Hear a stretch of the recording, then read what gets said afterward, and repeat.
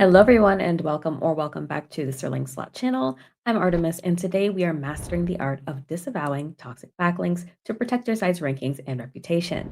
By the end of this video, you're going to know exactly how to use Google's disavow tool and when to steer clear. Now, why is this even important? Well, would you be surprised to hear that over 65% of websites penalized by Google have suffered from unnatural or spammy backlinks?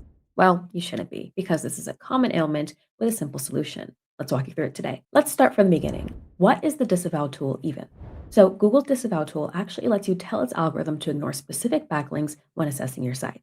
This is a safety net, not a strategy. Only use it when manual outreach and link removal requests fail. Now, not every bad link requires disavowal. It's important to focus on, first and foremost, automated spam, so like comment spam and things like that, paid link networks or link farms, links to penalized or de-indexed sites, and also large-scale reciprocal link exchanges. If you're in doubt, make sure that you examine the link's velocity, anchor text patterns, and traffic drop. Let's start this entire process by beginning with a full backlink audit using Ahrefs or Google Search Console's export. Evaluate each link for, first and foremost, domain authority. So if it's very low or if it has 0 DR, then you're going to want to get rid of that one. Irrelevant or foreign language content, spammy anchor text containing exact match keywords, or sudden spikes in backlink acquisition. Make sure that you tag each suspicious URL and compile them into a TXT file for disavow. But before you even go out of your way to start disavowing links, always try to remove the links manually. This involves contacting webmasters with polite removal requests, emphasis on polite. You can also use whois or contacts forms for outreach, and also document all requests and responses. Now, only after unsuccessful removal efforts should you proceed to disavow them. Now let's walk you through crafting your very own disavow file. So your disavow file is a simple UTF-8 encoded TXT with the following, and I'm just going to put it on the screen to the side so you guys can see an example of how this would look. You're going to be using domain directives to disavow entire domains and list specific URLs for isolated cases. Now it's time to submit all of this to the search engines. So log into Google Search Console's disavow tool, choose your property, and upload the TXT file.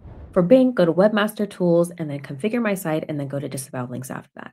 Confirm upload and monitor for processing because Google warns that it might take weeks to apply these changes. After disavowing all of these links, it's important to actually track your site's performance. So this means monitoring toxic link counts in GSC and Ahrefs, watching for ranking improvements or traffic changes, and rerunning manual outreach if more spam appears along the way.